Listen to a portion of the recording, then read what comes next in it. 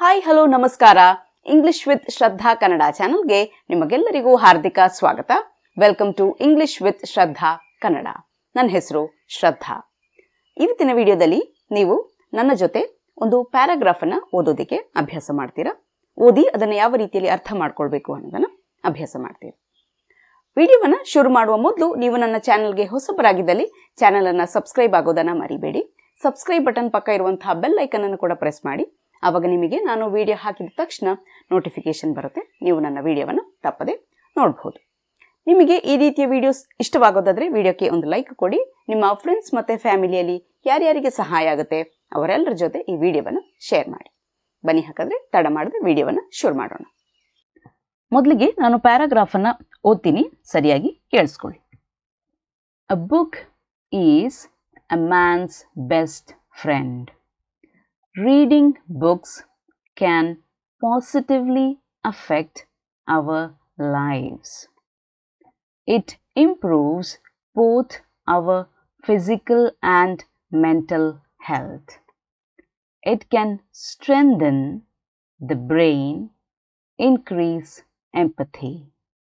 Reading can also help us to build a better vocabulary.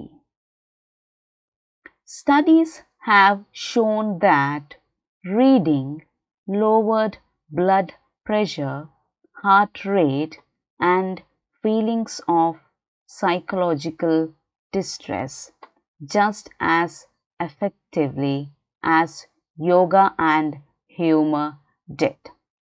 Some doctors suggest reading as part of a regular sleep routine as it prepares us for a good night's rest. Reading books can help alleviate depression symptoms, and it may even help us live longer. ಈಗ ಒಂದೊಂದೇ ವಾಕ್ಯದ ಅರ್ಥವನ್ನು ನೋಡ್ತಾ ಹೋಗೋಣ.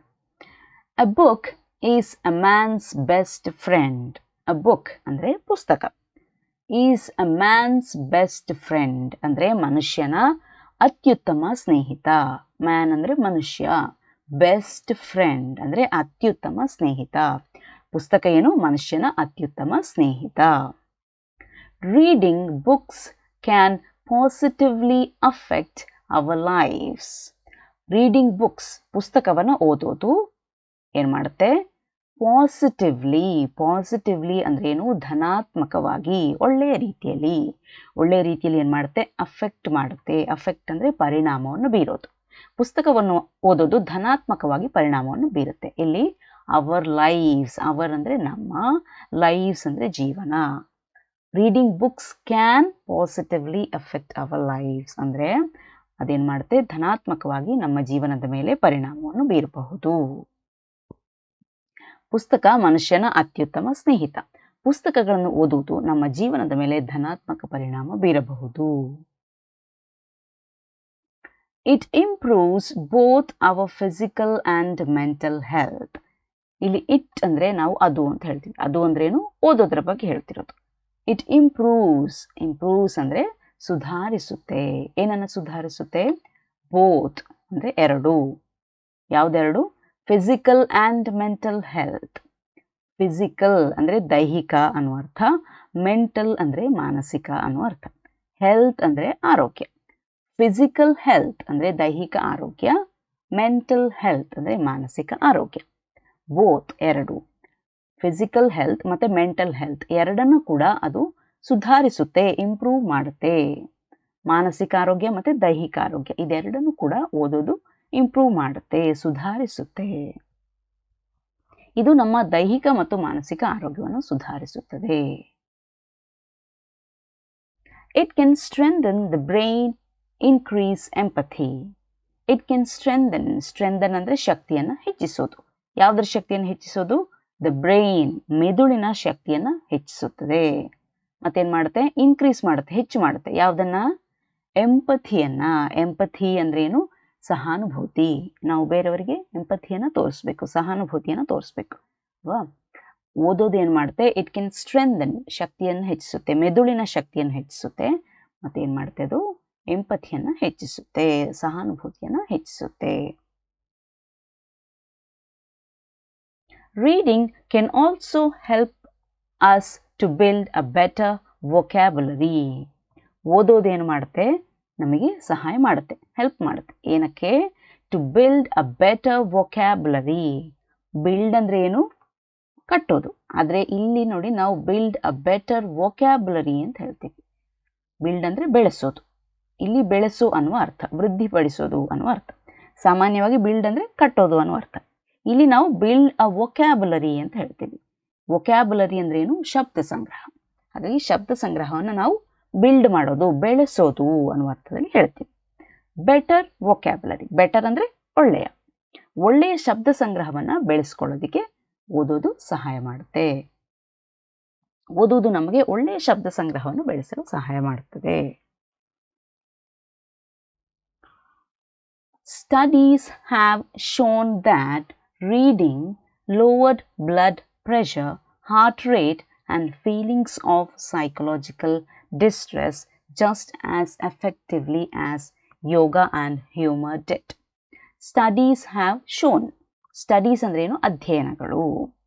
have shown ಅಂದರೆ ತೋರಿಸಿವೆ. ಅಧ್ಯಯನಗಳು ತೋರಿಸಿವೆ. ಏನನ್ನು ತೋರಿಸಿವೆ?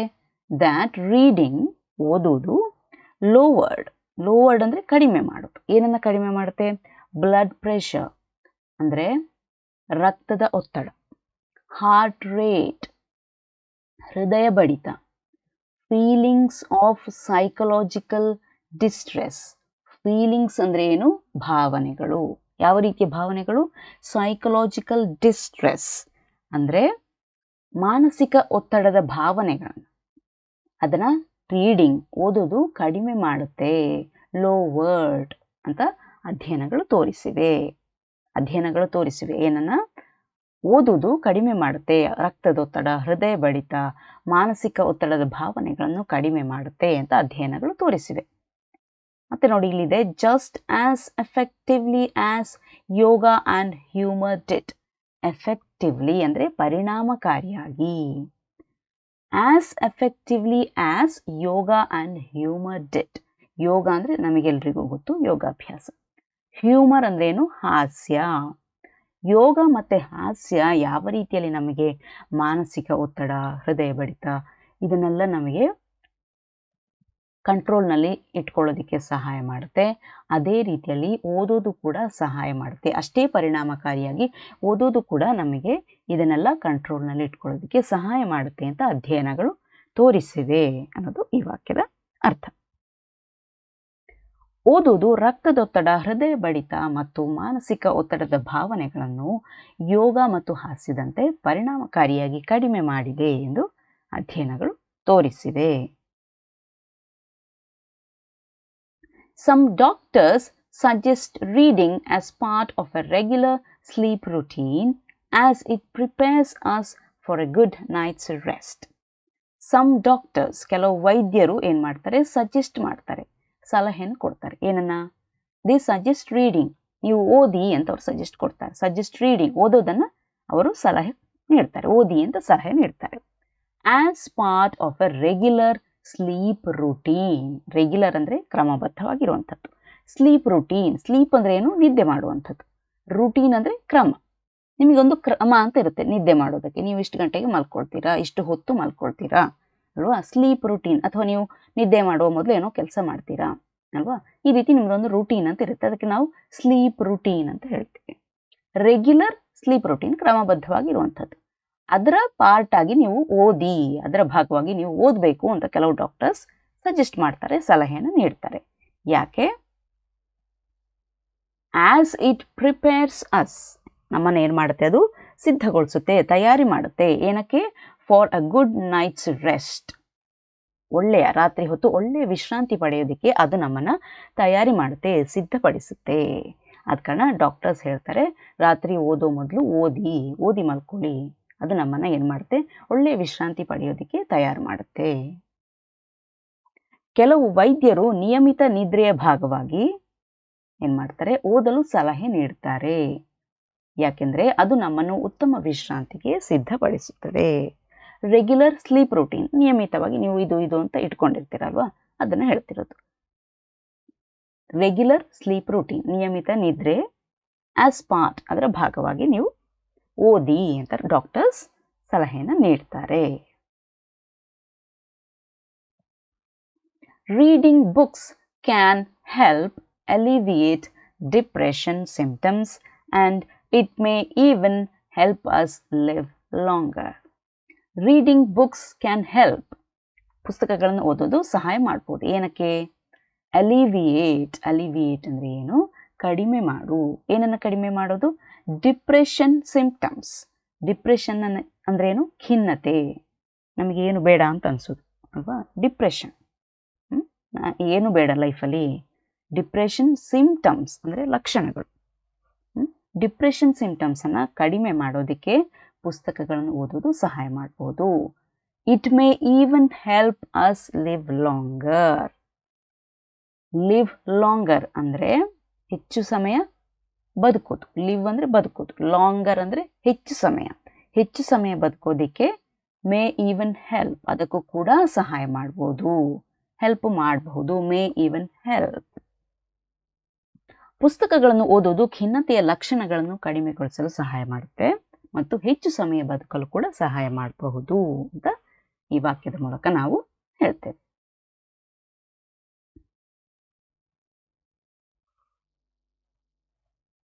ಇದು ಈ ಪ್ಯಾರಾಗ್ರಾಫಿನ ಅರ್ಥ.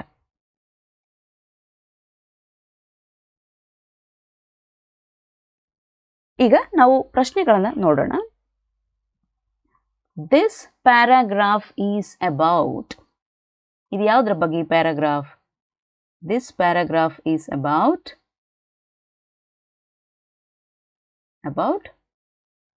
reading books.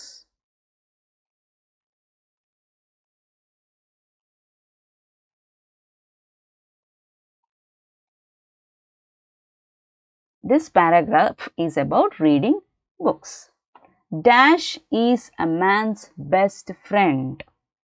Dash is a man's best friend. ಯಾವುದು ಮನುಷ್ಯನ ಬೆಸ್ಟ್ ಫ್ರೆಂಡ್? ನಾವು ಶುರುವಿನಲ್ಲಿ ಹೇಳಿದ್ವಿ. A book is a man's best friend. ಹಾಗಾಗಿ ಇಲ್ಲಿ ಉತ್ತರ ಏನಾಗಬೇಕು? A book ಅಂತ ಆಗಬೇಕು.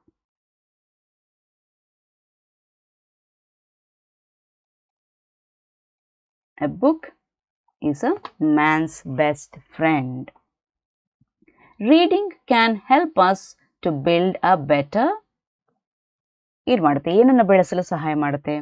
Reading can help us to build a better vocabulary, ಶಬ್ದ ಸಂಗ್ರಹ.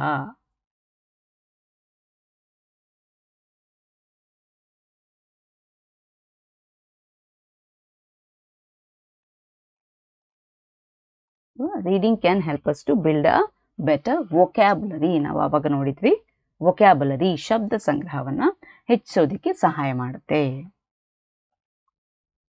ಇದಿಷ್ಟು ನೀವು ಇವತ್ತು ಈ ಪ್ಯಾರಾಗ್ರಾಫನ್ನು ಓದಿ ಅರ್ಥ ಮಾಡ್ಕೊಳ್ಳುವಂಥದ್ದು. ಇನ್ನೊಂದು ವಿಡಿಯೋದೊಂದಿಗೆ ನಿಮ್ಮನ್ನು ನಾನು ಭೇಟಿಯಾಗ್ತೇನೆ. ಅಲ್ಲಿಯವರೆಗೆ ಖುಷಿಯಾಗಿರಿ, ಸ್ಮೈಲ್ ಮಾಡ್ತಾ ಇರಿ, be happy, keep smiling. Bye.